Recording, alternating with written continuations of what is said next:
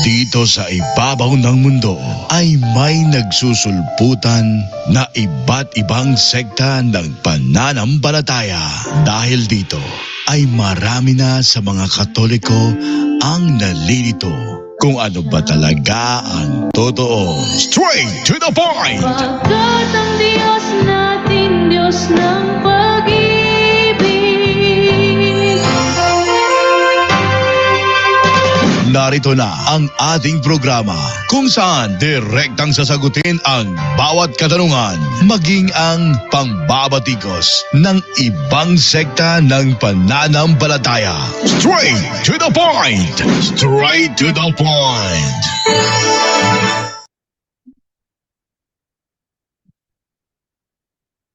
Yan. Siguro ko lang na walang maririnig na music na galing sa labas kasi lakas na music ni Divine doon, no? Sinisiguro ko lang no na hindi nahihigop yung music ni Divine. Natutulog si Divine sa labas kasi lakas na music, no? Actually, naririnig sa loob ng studio ang kanyang music. Kaya siniguro ko lang na hindi marinig. Yan, hindi naman marinig, no? So, proceed na po tayo sa ating topic ngayong ano na ito. Ngayong hapon na ito. Ito patungkol to sa post ulit ni Jericho Valdez. Kung saan kanyang ipinalilitaw sa kanyang post na ipinagbabawal daw ni Jesus ang pagkain ng baboy. Di ko nabasa sa Biblia yan eh. Ha? Di ko nabasa sa Biblia yung sinasabi niyan na ipinagbabawal daw ni Jesus ang pagkain ng baboy. Actually, walang sinasabi sa Bagong Tipan na bawal kumain ng baboy. Kahit sa ang talata sa Bagong Tipan, hindi mo nabasa yun, kaya walang sinabi si Jesus na ganun. Di ko alam kung saan to kumukuha ng lakas ng loob magsalita na sinasabi si Jesus ang nagbabawal. Ito, pakita ko sa inyo. Tingnan mo yung kanyang caption sa kanyang video. Bakit ipinagbabawal ni Jesus ang pagkain ng baboy? Ang pinagbabawal. Kailan nangyari yun? Ha? Dati akong Seventh-day Adventist pero wala akong naalala na may tinuro sa akin ng Seventh-day Adventist na ipinagbabawal yan ni Jesus. Iba naman to. Ang alam ko, ang turo ng Seventh-day Adventist dyan na nagbabawal si Jehovah. Si Jehovah. Oh, yan tanong, si Jehovah ba ay si Jesus? Tanungin niyo yung mga pastor kung sino si Jehovah. Oh? Kung yan ba ay si Jesus? No? Kasi ito, may pagkabinabai yata to. Sige, pakinggan natin yung kanyang sinasabi sa naturang video at ating bigyan ng ating komentaryo. Bakit hindi kumakain ng baboy ang mga Seventh-day Adventists? Hindi sila kumakain ng baboy kasi yun ang turo sa kanila ng kanilang pastor. Ha? Dahil kung hindi sila tinuruan ng pastor, hindi sila makakaroon ng ideya. Kaya ang pastor ang reason ba't sila hindi kumakain ng baboy. Tuloy. Dahil unang-una, wala namang turo sa New Testament na bawal kainin ng baboy. Kaya ating ituloy. Answer, dahil hindi kumain ng baboy si Jesus. Hindi kumain ng baboy si Paul, si Peter in the New Covenant. Yan tanong. Meron ba kayong nabasa na si Jesus ay kumain ng baka? Bakit ang mga Seventh-day Adventist kumakain ng baka? Oh. Bakit ang Seventh-day Adventist kumakain ng manok? May nabasa ba kayo na ang mga apostol kumain ng manok? Oo. Yeah. Oh. Meron ba kayong nabasa ng ganon? Wala naman ah. Oh. Meron ba kayong nabasa na mga apostol kumain ng spaghetti? Bakit ang mga SDA malakas kumain ng spaghetti? Ha? Wait lang. Umiyak na naman si Divine. Putahan ko muna. Wait lang, saglit lang.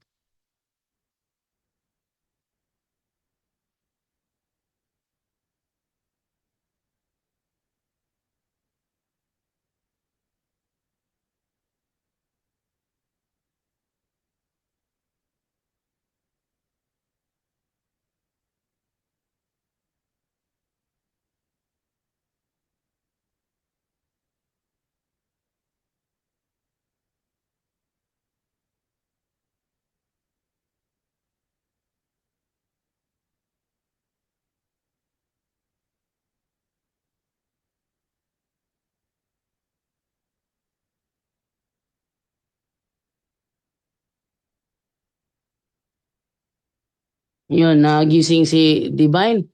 So, ito kasi, pag naramdaman niya, wala yung papa niya sa tabi niya, biglang baba. No? Eh, wala namang magagawa ito, kundi ang yumakap lang sa akin, dahil ayaw niyang iwan siya ni papa niya. Hindi naman ako maalis, ah. Hindi tulong ko sa kabila. Okay, di magpatuloy. No?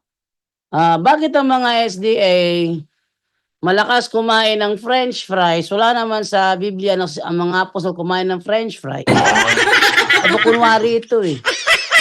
Hindi sila kumakain ng baboy. Kasi si Jesus ay hindi kumain ng baboy. Ano ba yun? Hindi kumakain ng spaghetti. Oh, ba't kayo kumakain ng manok? Oh, yeah, manok. Meron ba kayo nabasa? Si Jesus, mga apostol, kumain ng manok. Wala naman ah. Kunwari itong itong taong ito, si Jericho Valdez. Tuloy natin. Ang baboy, camel, aso, pusa, at ang mga unclean animals sa Biblia, they all practice coprophagia. Yan. They all practice coprophagia.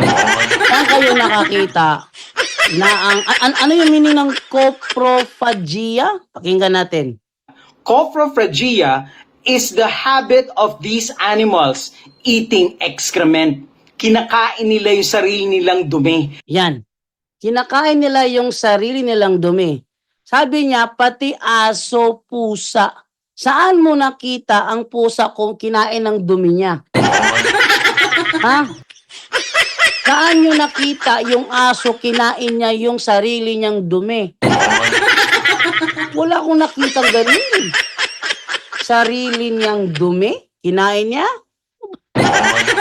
Ano nga nila itong taong ito? Yung pusa. Meron ba kayong alagang pusa sa bahay? Ano ba alagang pusa sa bahay? Oh. Yung alagang pusa nyo ba sa bahay, kapag yun ba tumae doon sa tabi, yung kanya ba niyang, yung kanyang dinumi ba niya is kakainin ba niya o tatakpan niya? Ngayon, what if yung dumi niya hindi niya matakpan kasi doon sa tiles na nag-poop yung pusa mo? Anong gagawin mo? Ingungod-ngod mo yung mukha niya sa poop niya. Tanong, kakainin ba niya? Hindi. Kasi bilang parusa, bilang disciplinary action sa mga pusa, para wag nang mag-poop doon sa sala, kailangan ingud-ngud mo yung mukha niya doon sa kanyang sariling poop. Pag ginudngud mo yung mukha niya sa kanyang sariling poop, kakainin ba niya? Wala akong nakita pusang gumagawa nun eh. Itong sinasabi nitong Jericho Valdez, this is out of ignorance. Straight to the point. You're talking out of ignorance, Jericho Valdez.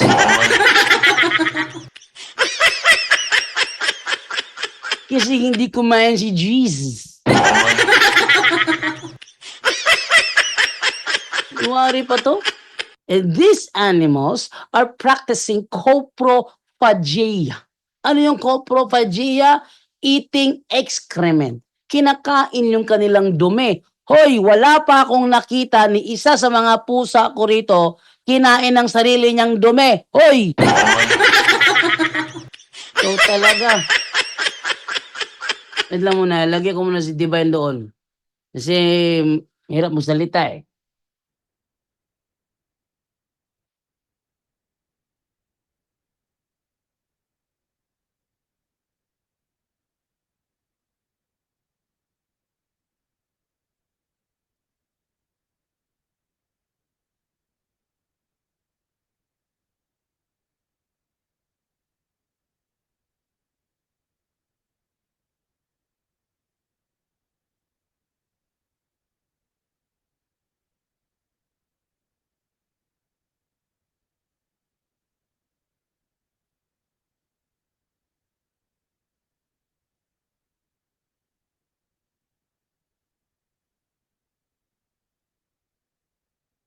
Yan. So, ito ay isang bunga lamang ng kanyang kaignorantehan. Sana, before ka sana magsalita, nag-research ka muna sa bawat pinagsasabi mo. Yan ang problema dito eh. No? Ipinagbabawal ni Jesus. Saan mo nabasa yun? Alam mo, naalala ko, si Jesus nag-uutos sa New Testament. Doon ko nabasa na si Jesus nag-uutos sa New Testament. Meron ba kayong nabasa sa New Testament, sinabi ni Jesus, hoy, huwag kayong kumain ng baboy. Ha? May naalala ba kayong sinabing ganun si Jesus? Hindi. Ang naalala ko, si Jesus, bago siya umakyat sa langit, kinausap niya muna ang kanyang mga apostol doon sa Galilea. Yan. Pag sila yung nag-uusap, kanyang ipinagkatiwala kay Apostol Pedro ang mga tupa o ang mga kaanib ng kanyang iglesia. Then bago siya umakyat doon sa langit, bago siya itinaas doon sa langit, may sinabi si Kristo dito sa Mateo 28:20. Ating basahin yung Mateo 28:20. Ano sinabi ni Kristo? Ano? Eto, pakita natin si screen. Ayan. Sabi ni Jesus, turuan ninyo silang sumunod, sumunod sa lahat ng inuutos ko sa inyo. Sa lahat ng inuutos ko sa inyo. Ano daw ang ituturo sa atin? Lahat ng mga inutos ni Kristo sa kanyang mga alagad. Tanong, meron ba siyang inutos sa kanyang mga alagad? Ipinagbabawal ko ang pagkain ng baboy?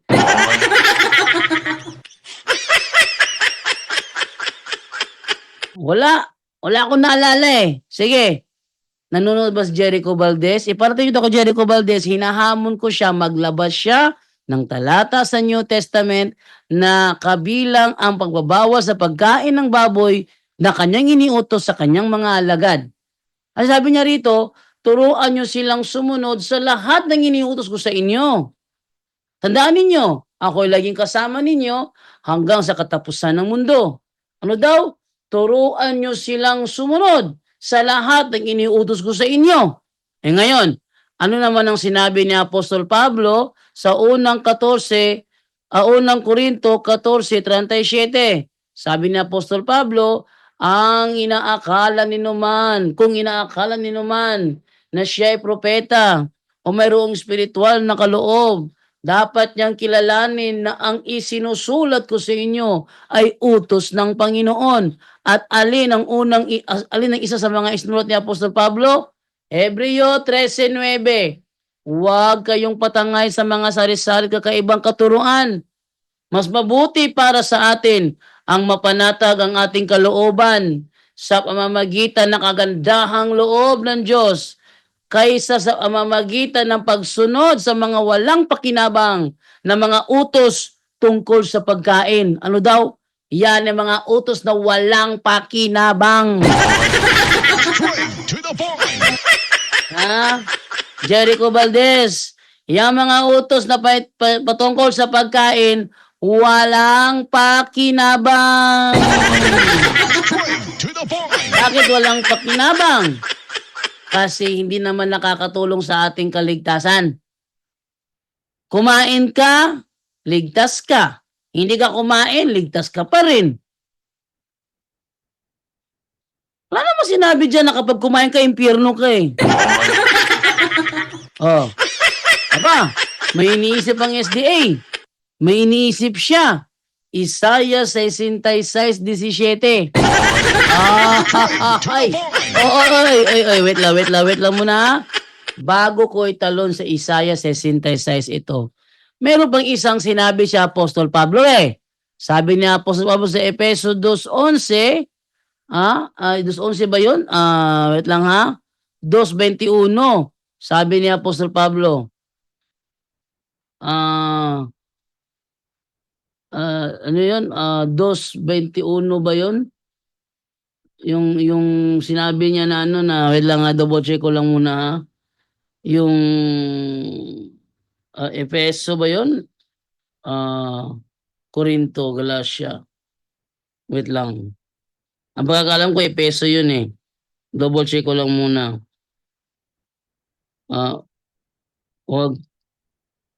Wag ayan. So itong ating simulan dito sa Efeso. Okay, Efeso muna tayo. Hindi siya sa Efeso. O, kumain. Kumain. Hindi siya sa Efeso. Hahawak. Hahawak. Hindi rin. Ayan, sa ating subukan sa Maing Balita Biblia. Okay. Hikap. Up. Kolosas pala yun. Di pala Pilipos. Kolosas 2:21. Eto, sabi. Yan. Ito ha, 2:20. Namatay na kayo nakasama ni Kristo at hindi nasakop ng mga alituntunin ng mundong ito. Sa madaling salita, ng panahong ito, may alituntunin ang mundo. Ano yon? Kung saan ang Kristiyano hindi na nasasakop ng alituntunin ng mundong ito. Ano yon? Bakit pa kayo sumusunod sa mga alituntuning tulad ng huwag hawak nito? Ano daw? Huwag hawak nito.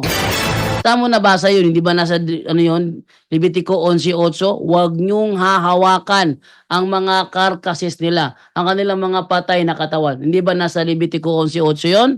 At Deuteronomio 14:9, na huwag niyong hahawakan ang mga patay na katawan nila, huwag hahawak nito, huwag titikim niyan. Di ba huwag pinapakain nasa Levitico 11 yun? Ano pa? Huwag gagalawin yun. Di ba nasa ano yan? Levitico 11 at Deuteronomio 14 yan? O ngayon, bakit? Ang mga ito'y utos at katuruan lamang ng tao at nauukol sa mga bagay na nauubos kapag ginagamit. Ano daw? Nauukol sa mga bagay na nauubos kapag ginagamit. Bakit nauubos? Kinakain mo natira, buto na lang. Kapag ginagamit, ibig sabihin, nauubos siya kapag kinakain o ginagamit mo. Paano mo na mga gawin? Natulog, kakainin mo yan. Yan. So si Apostol Pablo mismo nagtuturo, sabi ni Kristo, turuan nyo sila sa lahat ng mga iniutos ko sa inyo. Sinong apostol ang nagsabi, huwag kang kumain ng baboy? Wala. Ano sabi ni Kristo? Turuan nyo sila sa lahat ng iniuutos ko sa inyo. Lahat ng iniutos ni Kristo sa mga apostol, tinuro nila. Sinong apostol ang nagturo, huwag kang kumain ng baboy? No. Sinong apostol nagturo na huwag kang kumain ng baboy? Wala. Wala. Alam nyo kung bakit wala? Nananaginip si Jericho Valdez. Yun ang totoo doon. Nananaginip lang itong taong ito. Bakit? Yung tumatakbo sa isip ng Sabadista, Isaiah 66:17. Basahin natin. Tingnan ninyo ha? Isaiah 66:17. Para pagbigyan natin sila. Okay? Sabi ganito. Sinabi ng Panginoon, sama-samang mamamatay ang mga nagpapakabanal at naglilinis ng mga sarili nila sa pagsamba sa kanilang mga Diyos-Diyosan sa halamanan. Mamamatay silang kumakain ng baboy, daga at iba pang mga pagkaing kasuklam-suklam. Sabi nila, tingnan nyo, mamamatay pala yung mga kumakain ng baboy. Teka, hoy. Ang problema sa inyo kasi, pag kayo nagbasa ng Biblia, ina-out of context ninyo. May tinutukoy yan, may pinauukulan ng talata, Tingnan niya, sama-samang mamamatay ang mga nagpapakabanal at naglilinis ng mga sarili nila sa pagsamba sa kanilang mga Diyos-Diyosan sa halamanan. Ano raw? Sa halamanan. Sino ang tinutukoy rito? Alam niyo sagot? Sino tinutukoy dyan? Mga Sabadista, nanonood ba kayo? Sino tinutukoy ng talata? Na nagpapakabanal at naglilinis ng mga sarili nila sa pagsamba sa kanilang mga Diyos-Diyosan sa halamanan. Kilala niyo sino mga taong yan? Ang sagot, mga Sabbath keeper din. To the point. Oh. Ano ang sagot dyan? Mga Sabbath keeper din. Sino ang tinutukoy ng Isaiah 66:17? Mga Sabbath keeper yan. Yung nagpapakabanal sa kanilang mga sarili at naglilinis upang sila ay sumamba sa kanilang mga Diyos-Diyosan sa halamanan. Sino ang tinutukoy niyan, mga Sabadista? Mga Sabbath keeper yung mga yan. Gusto niyong malaman? Tawagan niyo ko. To the point. May numero tayo dyan. Tawagan niyo ako ngayon, sabihin niyo. Jando, nasaan ang prueba mo na ang ang tinutukoy ng talatang yan ay mga Sabbath keeper?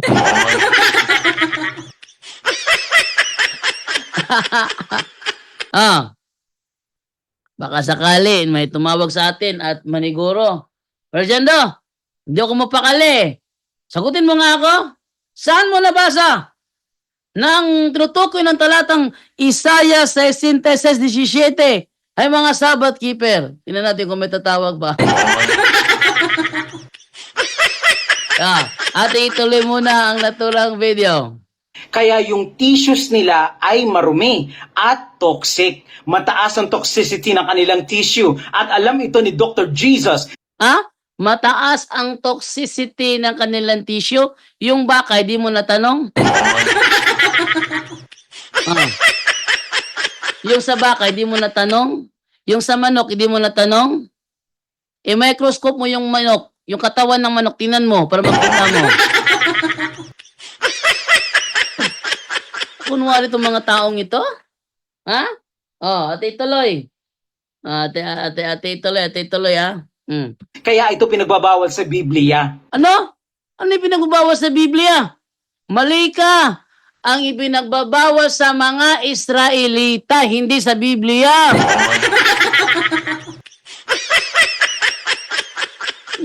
Sinungaling talaga itong si Jericho Valdez, ano? Ipinagbabawal daw sa Biblia. Wala kang mababasa na ipinagbabawal sa Biblia. To the point. Ang mababasa, ipinagbabawal sa mga Israelita. Walang sinasabing ipinagbabawal sa mga Biblia. Wait lang. Iyak na naman si Divine. Once again, iyak na naman si Divine.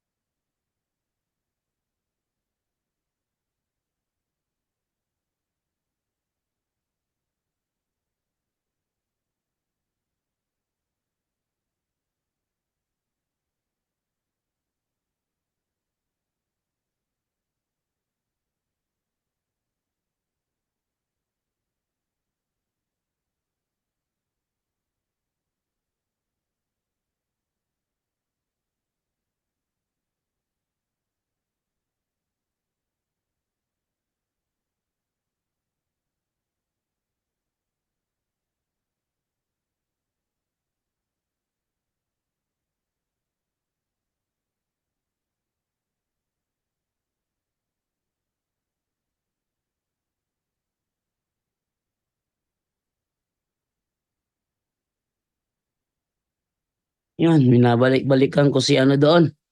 Si Divine sa kabila kasi pag napansin niya wala ako, iyak na naman. Yan, yun, binabalik-balikan ko. Okay. So, yun lang. Continue tayo ano, sa ating pinag-usapan ngayon. Tuloy natin. Sa Biblia, ang ipinagbabawal sa Israelita, pwedeng ibigay sa mga hintil. Di nyo alam yon? Ate-ate mo na basahin para makita ninyo ano. Deuteronomy 14:21. Sabi ganito. Huwag ninyong kakainin ang anumang hayop na patay na.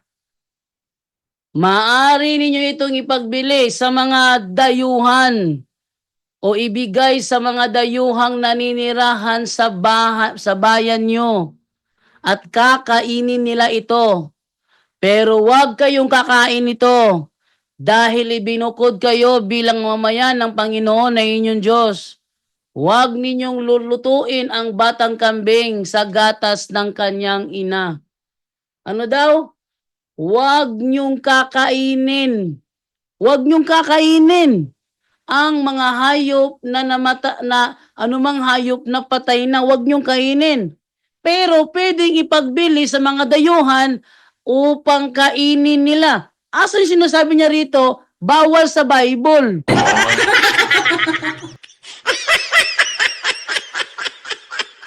Wala. Palya na naman. Straight to the point. Live. Pumalya na naman si Jericho Valdez. Palibasa kasi walang alam sa Biblia. And you know what? Until now, hindi pa siya nagre-respond doon sa hamon ko sa kanya. Jericho Valdez, magdialogo tayo sa live. Wala pa siyang response doon. At tinitiyak ko sa inyo, sinisiguro ko, talagang hindi siya lalaban kahit nabasa niya pa yon. Alam niyo kung bakit? Ang totoo, wala talaga siyang alam sa Biblia. Kung tatanungin ko siya, itong ipinagbabawal sa mga Israelita na kainin, bakit pwedeng ipagbili sa mga dayuhan upang kanilang kainin? Bakit? Bakit? Tinan nyo nung sasagot nila dyan.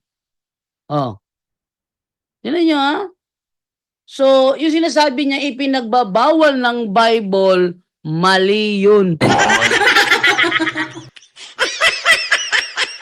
Hindi Bible ang nagbabawal. Wala rin sinasabi sa Bible na ipinagbabawal ito sa Bible. Wala. Bakit? Deuteronomy 14:21, yung mga pagkain na ipinagbabawal sa mga Israelita, pwedeng ibenta sa mga dayuhan at kanilang kakainin. Pwede pala eh. May sinabi ba ang Diyos dito, parurusahan ng mga dayuhang ito? Dahil binili nila, dahil kinain nila? Wala. Wala sinabing ganyan. Mayroon silang pahintulot na kainin ang mga ipinagbabawal na pagkain sa mga Israelita kung kanilang ibibenta. Yan isang palatandaan na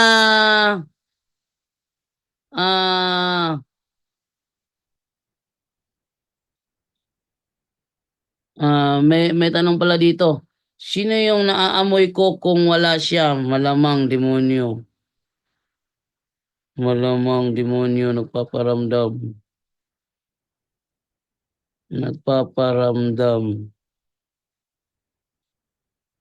Huwag kalimutan na Master Deceiver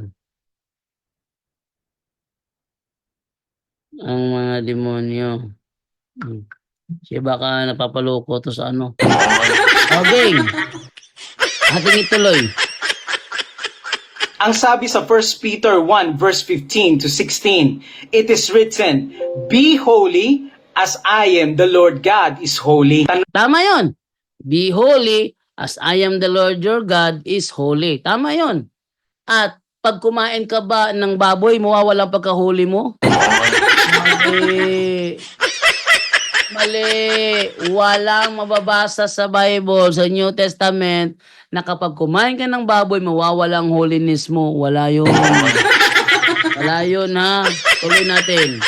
Nung, saan ito sinipi ni Pedro? Leviticus 11:44. Ang Leviticus 11, tungkol ito sa mga malilinis at maruruming mga hayop. Oh, tama. Kung talaga Ayun lang. 11:44. Ang Leviticus 11, tungkol ito sa mga malilinis at maruruming mga hayop. Tama. Yun ay tumutukoy sa mga malilinis at maruruming hayop. Pero, ceremonial law naman. Straight to the point. Oh. Ceremonial law naman. Anong turo ng mga Seventh-day Adventist? Yung ceremonial law, tinapon na yon.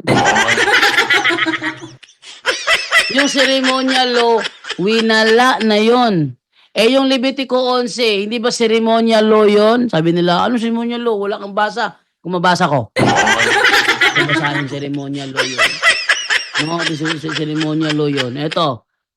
Sa niya, Levitico 11 at isimulan sa 1.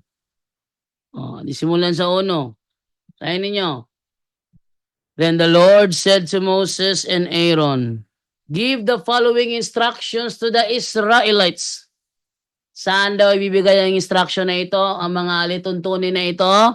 Ito ay ibibigay sa mga Israelita. Itong alituntunin na ito, itong instructions na ito, ibibigay sa mga Israelita. The animals you may use for food. Include those that have completely divided hooves and chew the cud. No ba? You may not, however, eat the animals named here because they either have split hooves or chew the cud, but not both. Oh. So diretso ko na lang sa verse 7. And the pig may not be eaten, for though it has split hooves, it does not chew the cud.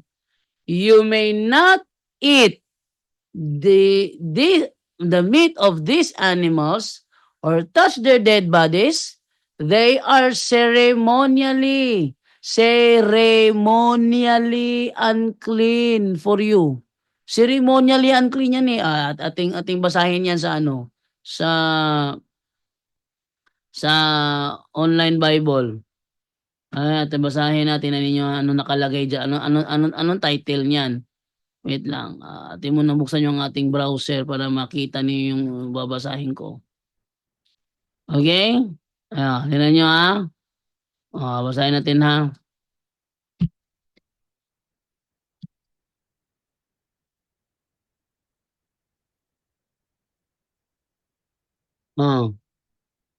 Tingnan ninyo. Levitico 11 tayo. Levitico 11. Anong title niyan? Ceremonially clean and unclean animals. Ano daw yan? Ceremonially clean and unclean animals. Sa madaling salita, yung sinasabi sa Levitico 11 na binasa ni Jericho Valdez ay tumutukoy sa ceremonial law. Law. Bakit? Batas yan eh. Batas yan sa kanila eh. Huwag kayong kumain ng baboy. Ano yan? Ceremonially clean and unclean animals. Sa madaling salita, yung sinasabi niya, yung Levitico 11 ay tumutukoy sa mga hayop na malilinis at marurumi. Tama, pero ceremonial law naman. Ceremonial law naman. Dahil doon, bagsak, pumalya.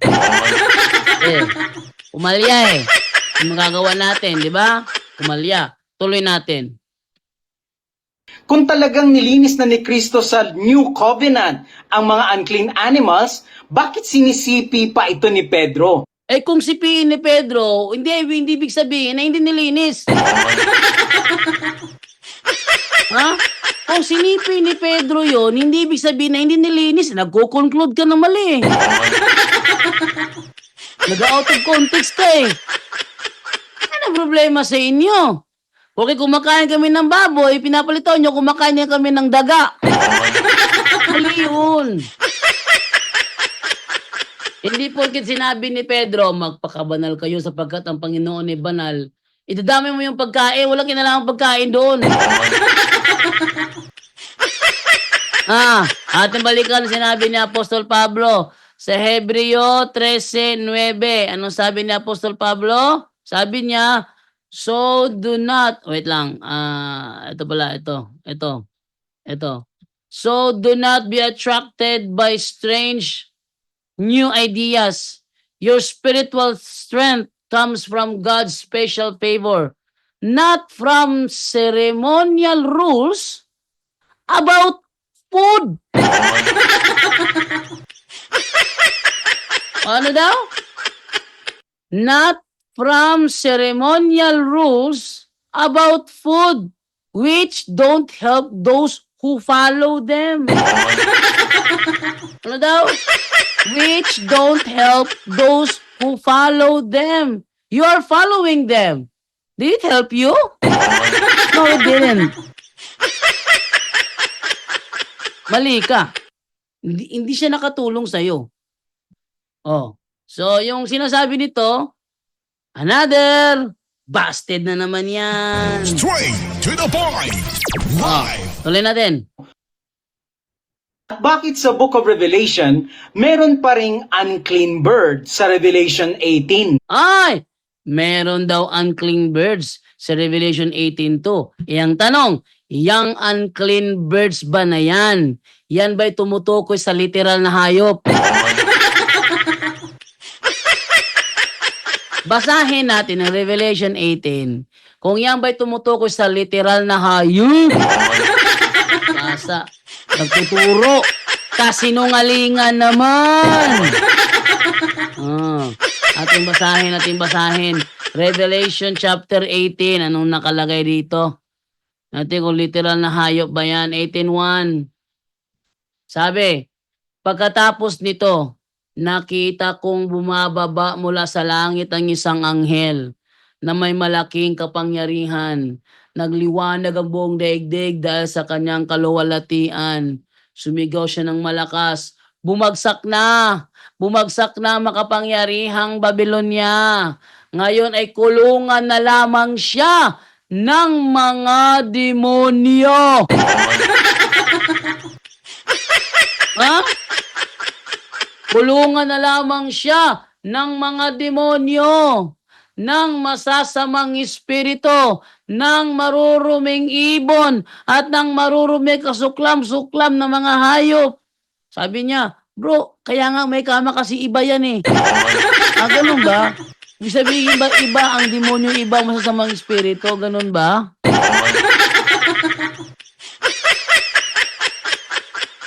Hindi siya literal na ibon.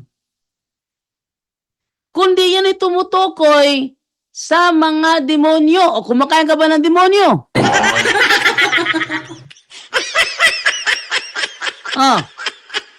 Sinong tao may papakita niya kumakain ng demonyo?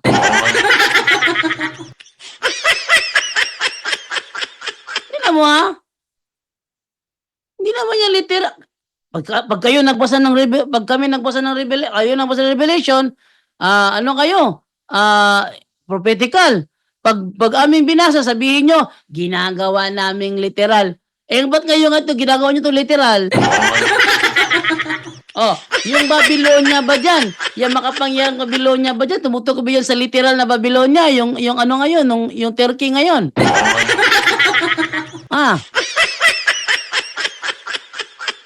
Yan ba ang tutukoy na Babylonia dyan? Yung makapangyarang Babylonia, yung Turkey.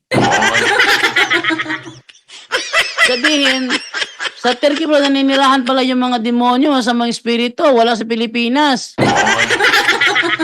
Ano ba naman to, Jericho Valdez? Napakahina mo naman, napakahina. Grabe. Pati tuloy, kunti na lang. To. Be holy as I am holy. Sa Israel lang ba ang pagpapakabanal? Mali! Sa Israel, doon nagsimula ang pagpapakabanal. But it doesn't mean pag napakabanal ng Kristiyano, huwag ka nang kumain ng baboy. Mali talaga pag ito nagturo. Pag ito nakaharap ko, kulela to eh.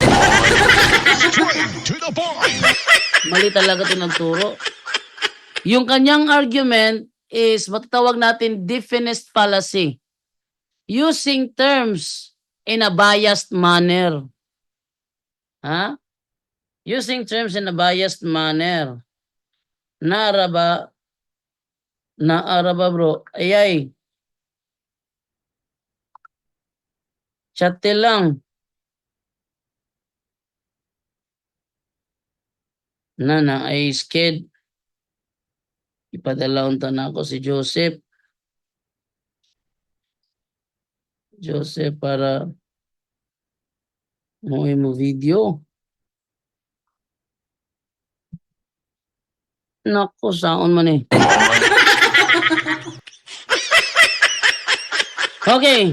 So, move na ta. Tuloy na natin. No? Sa Israel lang ba ang pagpapakabanal? Yung term pagpapakabanal na ginamit niya dyan, just definite fallacy yan.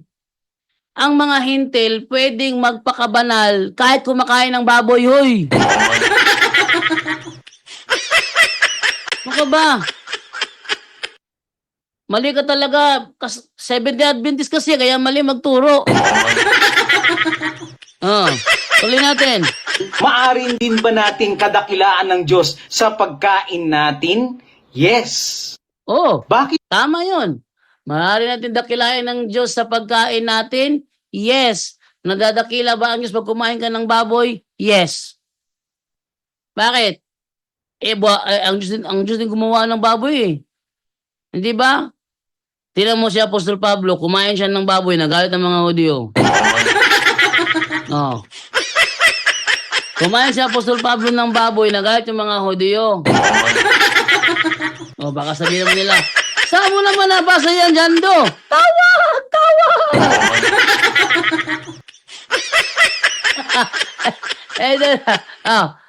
Saan ko nabasa yun? Tawag!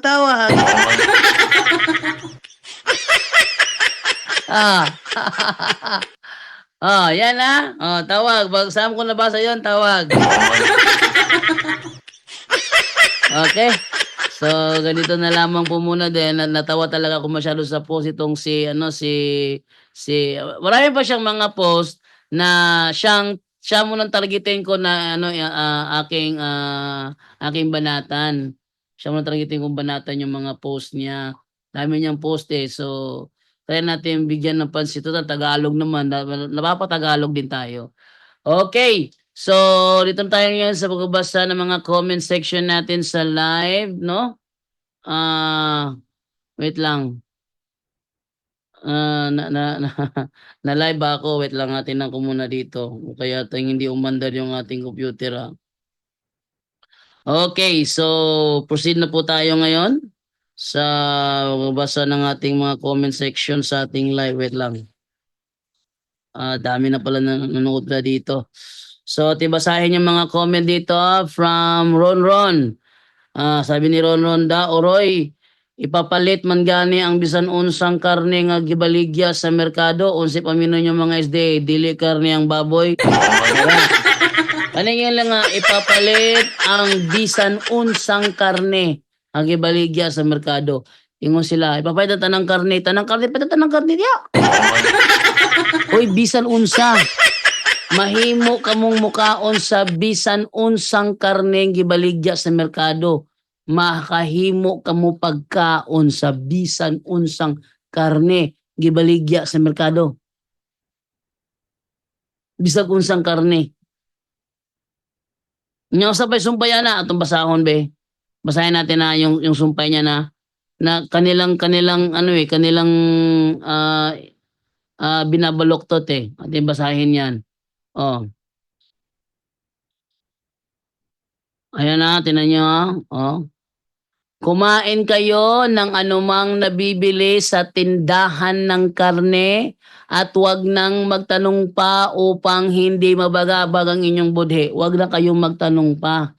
Ang problema sa mga SDA, laging nagtatanong.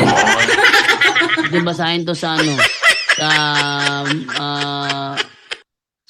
Sa Bisaya. Ano yan sa ano? Sa yung 25? Makahimo kamo pagkaon sa bisag unsang karning gibaligya sa merkado sa walay pag-agad sa inyong konsensya. Sa walay pag-agad sa inyong konsensya. Asa gibot sa mga SDA, nag-agad siyang konsensya. Baliktad sila pag sila nagturo.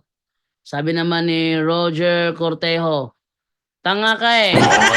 Kung bagong panganak, lahat ng dumi ng kanyang mga anak kinakain, hindi mo yan alam. So, ayan, sabi ni ni Roger. Ang sabi ni sabi nung sabadistang si Jericho Valdez, kinakain niya ang sarili niyang dumi. Pakinggan natin, tinan mo itong taong ito ha. Nagre-ribat-ribat, di pala naintindihan. O, tinan niya, pakinggan niya ulit sinabi ni Jericho Valdez. Ako pa sabihin tanga nito. Tinan niya, pakinggan niyo ha. Asan ba yun? Ito. They all practice coprophagia. They all practice coprophagia. Coprophagia is the habit of these animals Coprophagia is the habit of these animals. eating excrement. Eating excrement. Kinakain nila yung sarili nilang dumi. Kinakain nila yung sarili nilang dumi. Hoy! Laban-laban pa ka di hawak kay Kwan. Kinakain nila sarili nilang dumi. Hoy! Kinong aso ang kumakain ng sarili niyang dumi. Hoy! Taka, nakatabi niya. Roger Cortejo. Ano ba naman to? Siya na nagsabi kinakain nila ang sarili nilang dumi. Ang aso at ang pusa, hindi yan kumakain ng sarili nilang dumi. Hoy!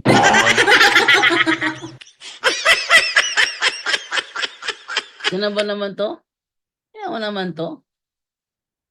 So, ganyan no?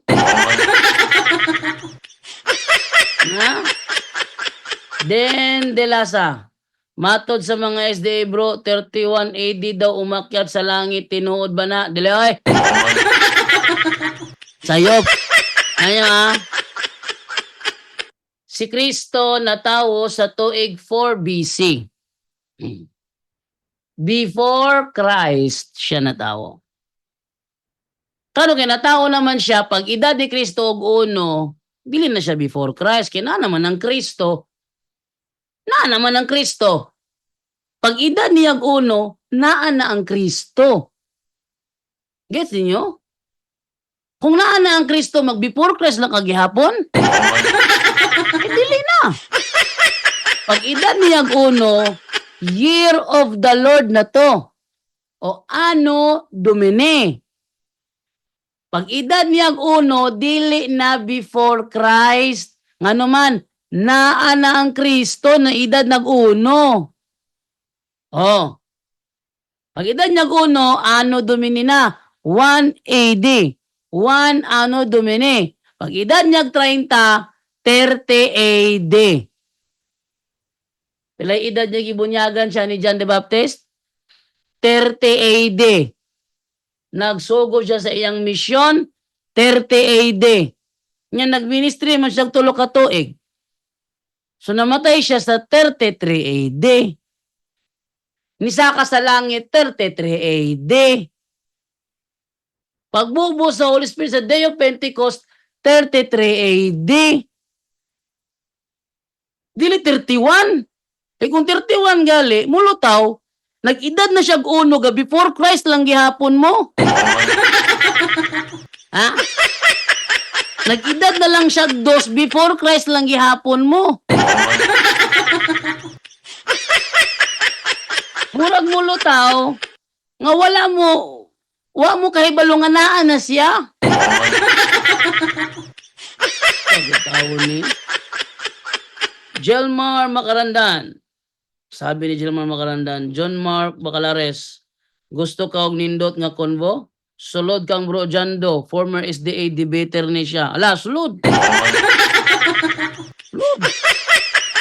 Problema lang, di sila musulod. Ang Bacalares family, di na musulod sila yung programa. Hindi mo nila kontrolado. Ilang gusto, ato kung sulod sila ang programa, ilang kung pagag-microphone. Pangutanon ko ni Bacalares sa mga isyu nga wala ko isgote, nya kaya mo na ko isgote, di ko mupatol, di ko tagdon, kaya mo na ko isgote. Doon naman ito nisulod ko siya hang lagi, pangutanan ko niya about ang tawag ka ba sa unggoy. Nagis na ko, ana. Nagisgot ba ko, ana? Ano ko nagisgot, ana? Ano yan mo itong ipangutanan sa kuha? Di ko mo ito bagso ko si Bacalares. Dagan, Shefdi, dagan! Paninton mo bugbog ba? Klaro istorya, paninton mo. Kay pangutanon ko na asa diri mabasa nga kini kang Charles Darwin kinsa man daay laing nanudlo nga ang tawag gikan sa unggoy.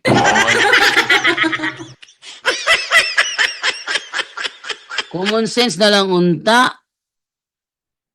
Kunya kay di man kumutubay sa gipangutanan ni Bacalares soko to si nga na John Mark. Ako ni John Mark di ko mutagad.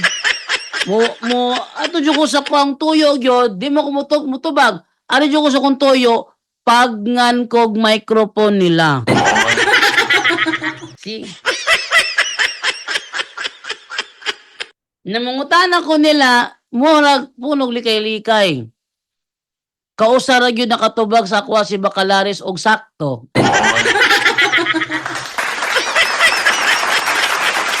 Unsay tubag sa ni Bacalares sa kuha nga sakto, naigipos si Ray Tabs. Gikan sa mga hitabo sa katapusang panahon. Nga ang Adventista yudyoron sa impyerno. Ingon si Alvin Sanchez.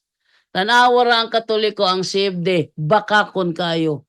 Wala ga ingon si Ellen G. White, ana. Di ako siyang giingnan. Wa ba day ka nakabasa sa inyong libro mga hitabo sa katapusang panahon? Digipos na ko. Ingon din siya, ayaw kong ilara, wala nagsulti si Ellen White, ana. Unya kung gihatag ang last day events, ang English version, ingon siya, layo na kayo sa grammar. Layo na kayo sa grammar, di lang may pagkasulti. Kung gibasa ang mga itapos katapusang panahon, gibidyohan ako. Siya Xerox man na. Kung saan mo Xerox niya, di mo doon tinood. O sige, mangutana ko ni Bacalares, ha? Tanawon ta, kay tamper mo ko na yung Alvin Sanchez, manangutana tang Bacalares, tamper ba? Siya, pangutana, mahadlok ba day ko? Si Alvin Sanchez.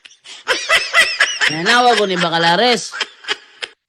Bro, paliw ko nakugbasa ng gingon sa mga hitabos katapusang panahon. Kuha siya libro. Asan yan? Ganing bago kalindaan. Ano landaan?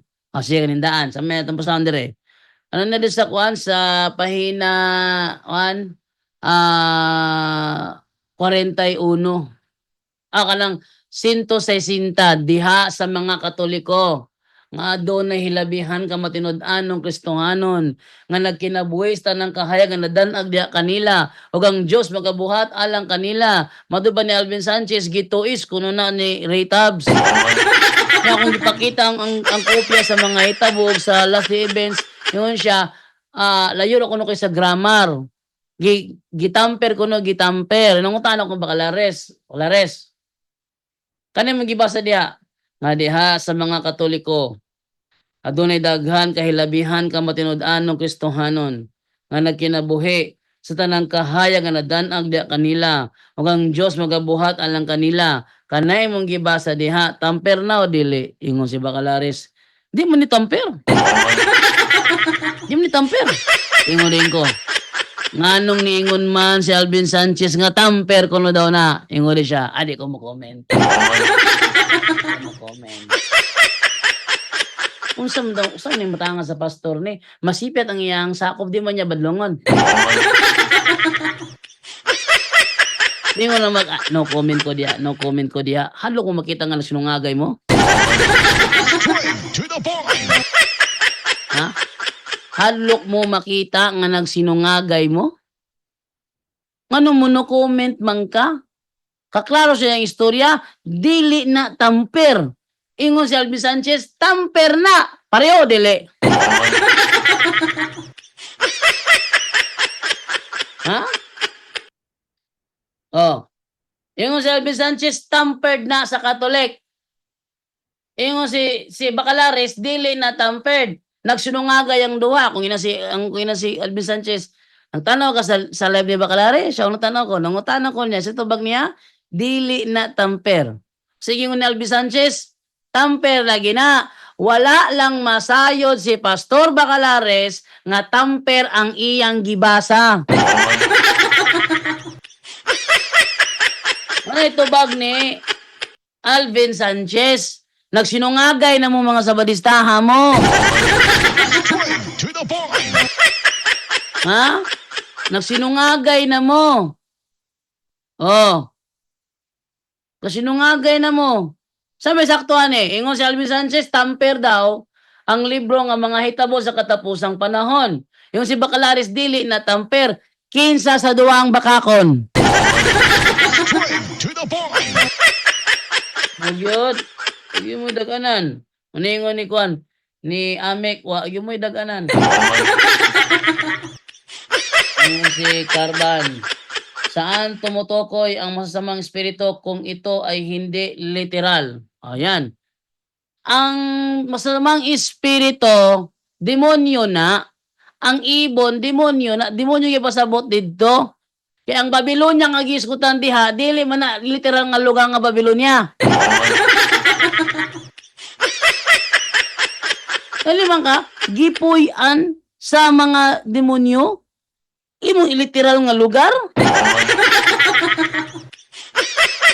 Okay ra mo? Okay ra mo diya? Murag di mo okay ba? Ingon dire si Kuan, si Teddy Padilla.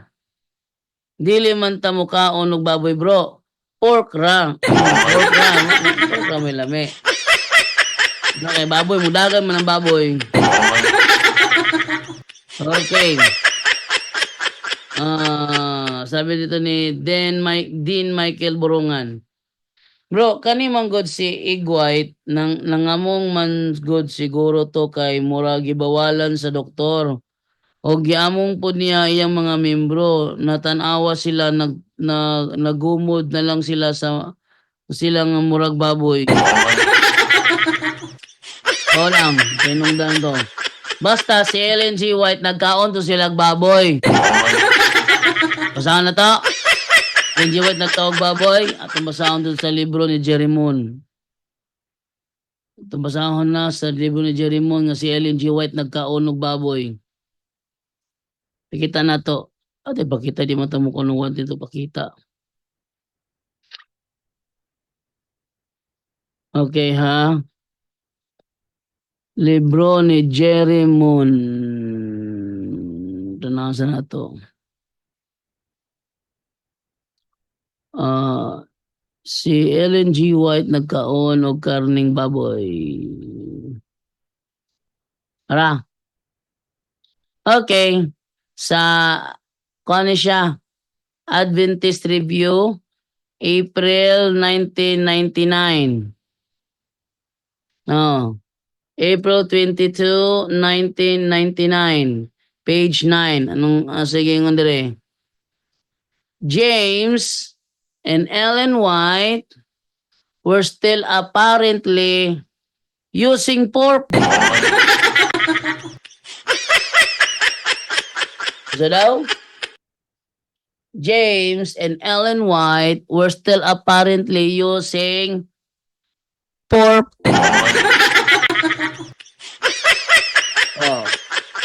It was not until issues of church organization had been settled in May 1863 that Ellen White received the first comprehensive vision on health reform which called Adventists to complete abstinence. So, but basabot, si Ellen White kay 1860 man nagsugod ang Seventh-day Adventist, 1860. Niundang siya kaon 1863. Sa lahat nga pagkasulti, first 3 years, human gitoko ng Seventh-day Adventist, nangaon na silang litson, oy. Straight to the point. Ha? First 3 years, human gitoko ng Seventh-day Adventist, nangaon na silang humba, oy. Straight to the point. Nangaon na silang, litson, baboy, hoy. Straight to the point. Hindi natin mo. Natin dokumento. Di mo kumutabig dokumento kung wala ko, di kumutabig bot-bot, kapat nakita dokumento. May purpose, nung na referensya. May referensya, kaya rin mong storya, dili makalaag bot-bot, na kay referensya. Kung wala kay referensya na, bot-bot yung storya. Okay. Ang mga sabadingding lang naman ang hindi kumain ng baboy, gumawa ng sariling batas. Uy! Nagkuhang gini si Bacalares, nagkuhang si Bacalares. Germal Makarandan, bro. Adto po kang Chris Bacalares, pangutana dito, panghinambog nimo nang wala nakasibo ang mga word. Ingon diri sa kuan. Si Sulod, bro, imong pastor nga Bacalares, looy kaayo sa English. Aliman ka? Sakto ba ng pangutan-unta ni Bacalares? Di ko mo siya pangutan sa kuha sa una. Asa mabasa sa Biblia, miingon si Jesus Christ, I will founder my church. Ha? Ito? I will founder my church? Wala ba din natudluan si Bacalares? Nga mingong galikag I will, ang sunod anang nga word is kuan kanang verb present tense ng litan. Atong sampulan. Ako magdula og bola. Basketball, di ba? Ako magdula og bola. Akong dulaon bola. Basketball. Kasi tawag sa ako player. Sakto ba mingon ko muuli sa ako kay magdula mirog basketball. Magdula ko rog basketball. Muuli sa ako kay magdula ko rog basketball. Sakto ba nga musulti ko, I will go home because I will play here my ball. Or I will play here basketball. Tama ba? I will go. Sakto dong I will go. I will. In go. Verb present tense. Go. I will go because I will go home because I will play here basketball. Sa iyo pa tayo eh. Ano pangutan na asa mabasa ningon si Kristo, I will founder my church. Wrong grammar na. Nangutan ako ni Richard Thompson. Si Richard Thompson, national debater sa Seventh-day Adventist Church. Nangutan ako niya. Pero ako'y nakatubang pastor ba, gipangutan ako sa pastor ba, asa daw mabasa, I will founder my church. Sakto ba na? Sige, ito bang ni Richard Thompson? Kasi I will founder my church. Wrong grammar man na. Ako nagbana nga si Pastor Bacalares kaya basig takluban. Sige yan takluban ba, yung depensahan. Isod na niya. Ingon lang ko, anak ko nakaila SD, iniingon siya. Ipangitaan ko niya, asa lang mabasa, I will founder my church. Sakto na siya. Ingon si Richard Thompson, di na sakto, pagkarong grammar bagyod ana. Walang kunisaba nga si pastor nga si Bacalares ang akong gipasabot. Kung kana musulti ko ana, iyang takluban, iyang tabunan. Ano man ako SD ko nakatubang. SD ram na ako nakatubang, kada ko nya sulti nga sayop na oy, kada ko rong grammar ana. Okay, ingon diri si Kuan, si Jelmar Macaranda, 9 number sa WhatsApp sa iyang live. O bisa pag dili WhatsApp. Bisa pag cellphone number na, pwede cellphone number, pwede WhatsApp. Nakay WhatsApp, nakasagawas, use WhatsApp. Nakas Pilipinas, use your cellphone number. Muring ang akong cellphone. Oh, kasi may na-load diha sa smart. Try nyo tawagin kaliwa, muring na. Try tawagin gali, ring na siya. Oy, teka, wait lang ha. Okay, ay, wait lang. Sama niya ay. Okay, ingon diri si Jingjing Orsal. Good PM bro. Good PM bro. Ang katarungan sa SDA diha, dili pa daw siya SDA moong ningkaon sa pagka SDA na dili na daw siya mukaon. Atagi sab ko ana bo. Please, okay. Sayo bro, dili ingog dili siya SDA.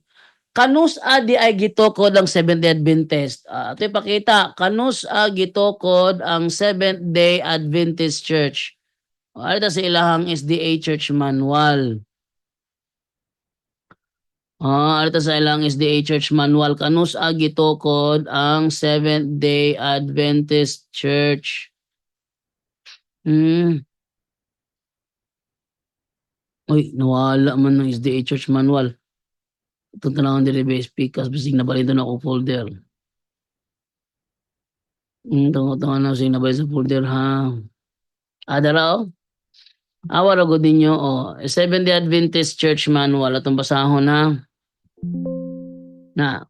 Seventh-day Adventist Church Manual. In fulfillment of the divine plan, the Advent movement began its prophetic journey toward the kingdom in the year 1844. Few in number, often happy, blah, blah, blah, blah, blah, boss. The result was that in 1860, a church name, Seventh-day Adventist, was chosen and a legal body created to hold church property.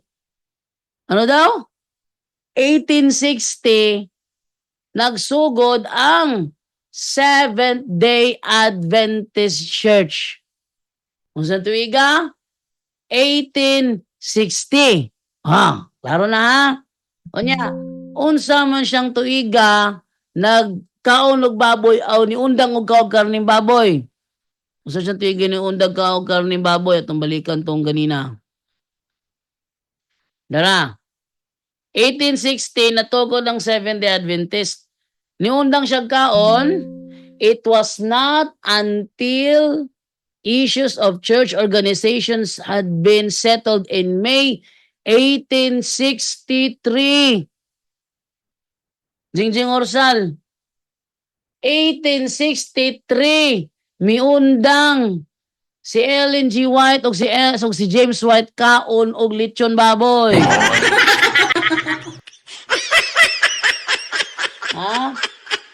1863 sila miundang. Klaro na? James and Ellen White were still apparently using pork. It was not until issues of church organization had been settled in May 1863. Nagsugod ng Seventh-day Adventist 1860. Niundang siya kaog baboy 1863. Buot pa sa buot, first 3 years sa SDA na siya, nagkaon pa siyang litson. Dili na binuang ako ang storya ha, tinuod biya na. Sige ito mo binuang ko. Laro man akong gibasa diha. Dili na siya binuang. Ano ko nakuha?